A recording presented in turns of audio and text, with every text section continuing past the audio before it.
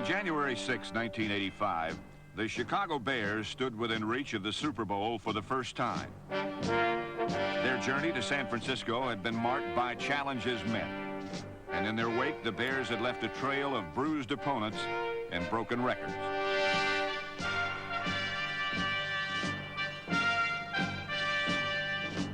But for Chicago, the final step from the NFC Championship game to Super Bowl 19 proved to be beyond reach.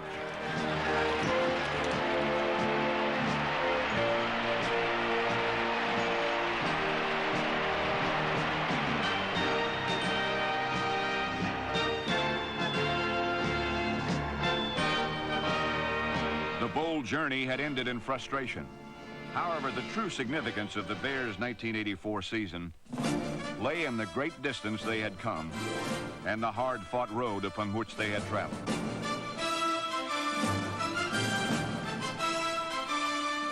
The Bears won their division championship for the first time in 21 years.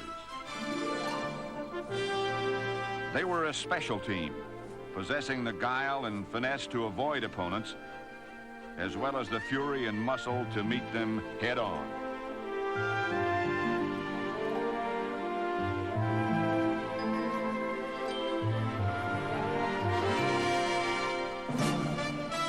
This winning combination of brains and brawn was the reason the Bears were successful in their battle for first. For these qualities forged the mental and physical toughness essential in the 1984 Chicago Bears' fight to the finish.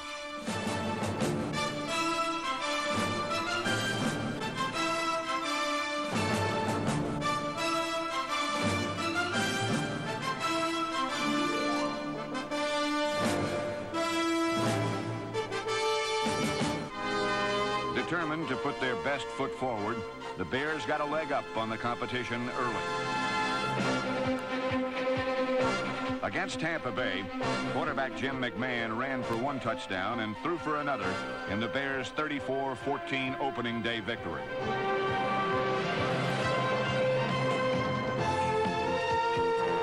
One week later, McMahon and the offense rang up 27 points, while the defense held Denver scoreless for win number 2.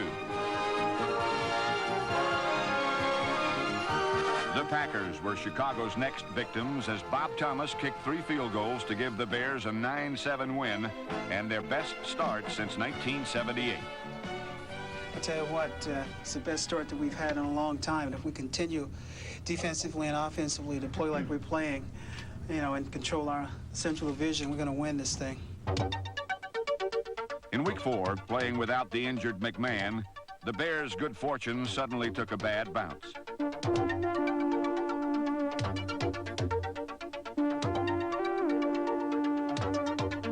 Following a 38-9 loss to the Seahawks, the Bears continued to struggle in search of consistency, losing to the Dallas Cowboys 23-14. Dropping to 3-2, Chicago's fight to the finish was becoming a war. So against New Orleans in week 6, the Bears called upon their most heroic foot soldier. Chicago was hungry for a win, and Walter Payton needed only 67 yards to become the NFL's all-time leading rusher. Going to Soldier Field is always an event for Bear fans, and this trip was even more special.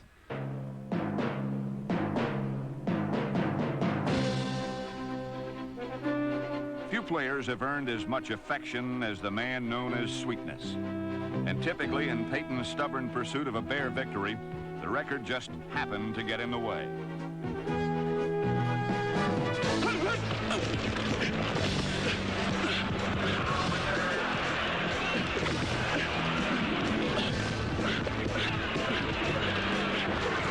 Walter needs 2 to break the record. High formation, quick pitch to Walter, looking for the record, cuts back, he's got it! He's got it at 25 and a 26-yard line. Walter Payton becomes the National Football League all-time leading rusher, surpassing Jim Brown, and that's the equivalent to Hank Aaron breaking Babe Ruth's all-time home run record. And listen to the standing ovation.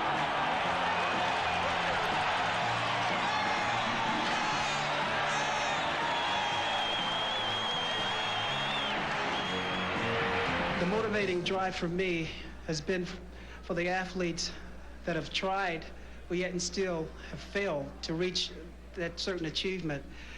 And also the athletes that didn't get an opportunity to, like the Overstreets and the Delaney's and the Brian Piccolos.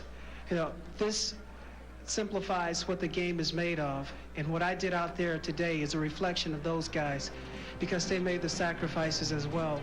And it's a tribute to me to bestow this honor upon them. Thank you. By gaining 1,684 yards in 1984, Peyton raced by his competition. And even those he left behind acknowledged his greatness. What can you say about his running? Just one of the greatest runners that ever played the game. But beyond that, he's a great blocker and a great pass catcher. So he does it all. He's a total offensive player. I just think he's great.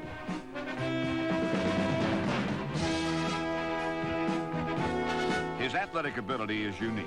He boasts speed, strength, and staying power, as well as a determination that makes him unstoppable. Peyton has reached a performance pinnacle that few players ever catch a glimpse of, let alone set foot on.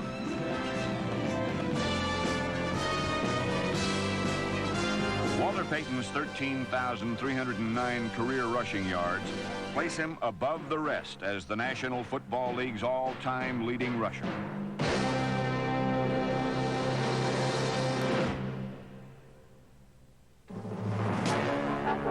Offensive lineman Jim Covert, Jay Hilgenberg, Kurt Becker, Keith Van Horn, and Mark Bortz were responsible for laying the groundwork for Peyton and fullback Matt Suey, number 26. He's a terrific running back. He has a low center of gravity, and he has a durability of a Sherman tank, and he just keeps going. And he breaks tackles, and he does a lot of it on his own. The stability of the Bear running game provided a stark contrast to the injuries that marked the quarterback situation. Two major injuries forced McMahon to the sidelines as the season entered the stretch drive. And Steve Fuller, his replacement, battled back from shoulder problems to lead the Bears into the playoffs. Throughout the year, Coach Mike Ditka was forced to start 5 different quarterbacks, and even cast the remarkable Peyton in that role. Making life a bit easier for the various signal callers were receivers like Willie Goff, number 83.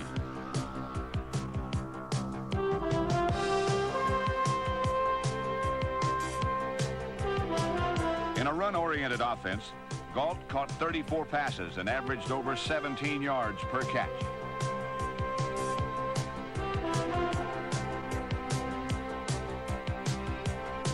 His wingmate, Dennis McKinnon, number 85, latched onto 30 passes, one more than tight end Emory Moorhead, number 87. Chicago's high-tech passing attack was the perfect complement to its hard-nosed running game. McMahon, Peyton to the left. They start McKinnon in motion. And inside handoff around. Peyton wants to throw. Oh, back on the left side. He's got McMahon at the 40. He's to the 30. He may score. He's to the 15 and the 10. He gets to the 5-yard line, first and goal.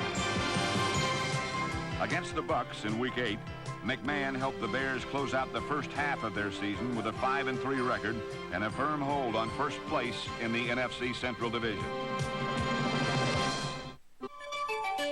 While the Bear offense reflected Coach Ditka's imagination and daring, the defense took on Iron Mike's toughness.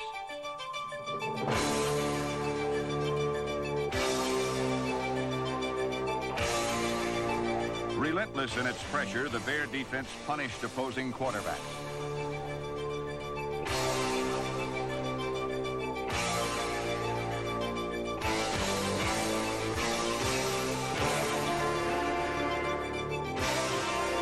The defense showcased its special kind of destructive artistry with 11 sacks in a Week 9 win over Minnesota. Then proceeded to deliver an encore performance the following week against the Raiders.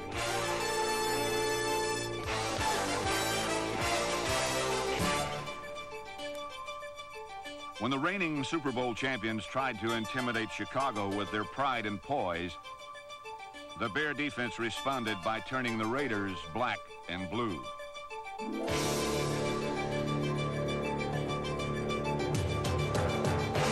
In a 17-6 win, Chicago's pass rush was like a wrecking ball turned loose in the Los Angeles backfield.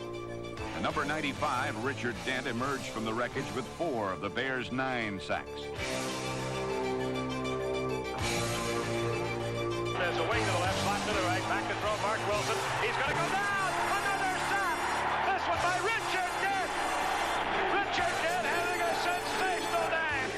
And the crowd, 59,000 strong, chanting defense, defense. The number 1 defense in the NFL certainly lived up to that billing today. In 1983, Richard Dent was an unknown rookie. Last season, he was a defensive menace quarterbacks tried desperately to avoid.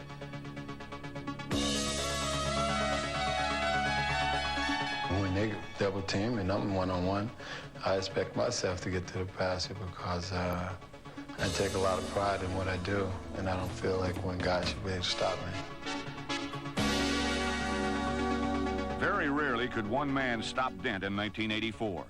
And opposing offenses didn't find much security in numbers either.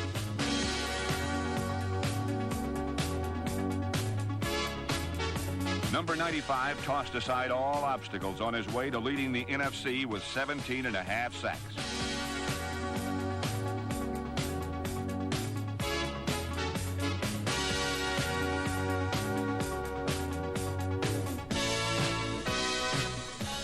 But like all great pass rushes, the success of one individual is the result of the efforts of others. All-Pro Dan Hampton, Steve McMichael, Mike Hartenstein, Henry Wachter, and Tyrone Keys joined Dent in a quarterback's nightmare.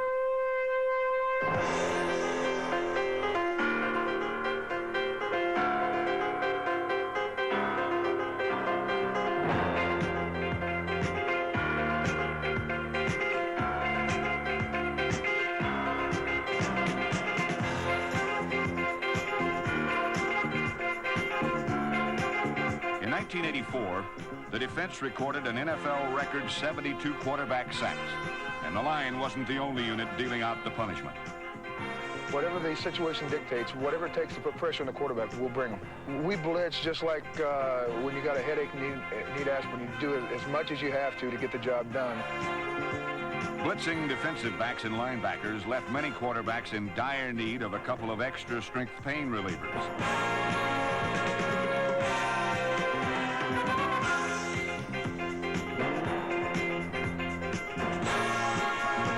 Chicago's sack total was impressive, but sacks weren't the defense's #1 priority. We want to be aggressive, we want to be tough, and we want to attack people. You got to get back there, get your hands in his face, make the guy think about the pressure that you're putting on it. It doesn't necessarily mean that you got to sack him every time. The constant pressure by the Bear pass rush rewrote more than one quarterback's script, as most passers were forced to seek survival rather than completions.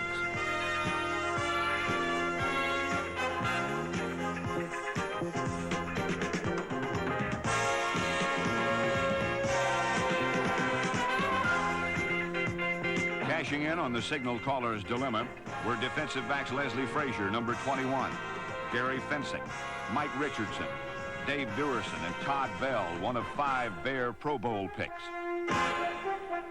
In 1984, the Bears fielded pro football's top defense, and their valedictorian status was earned by spending a lot of time in the classroom. And if he comes out with Chicago's defense not only hit hard, it studied hard under defensive coordinator Buddy Ryan. If 46 blitz is called on second down. I think that a brain and a player is as good on defense as it is on offense, so we want to give them an opportunity to use that great power that they have. These rugged scholars also proved their genius in defending against the run. Led by linebackers Mike Singletary, number 50. Otis Wilson, number 55.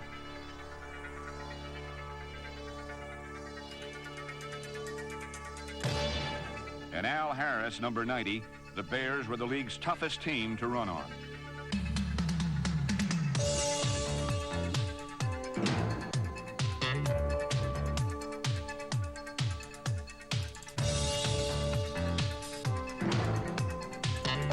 Taking a handoff against Chicago was like grabbing hold of a hornet's nest, because it was only a matter of time before a running back got stung.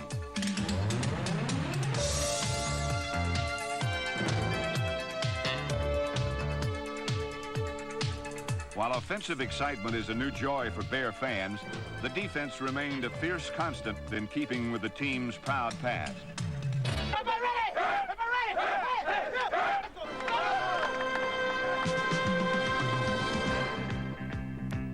Chicago had waited 21 long years for its championship opportunity, and nothing was going to stand in the way.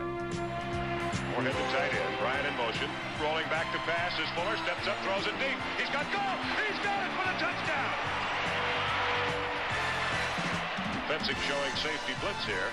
Vikes pick it up. Wilson over the middle. Quick pop. It's picked up by Todd Bell. He's to the 25. He's to the 20. 15. 10. 5. Tiptoeing in for the touchdown. Todd Bell. And the Bears have blown the lid off this one.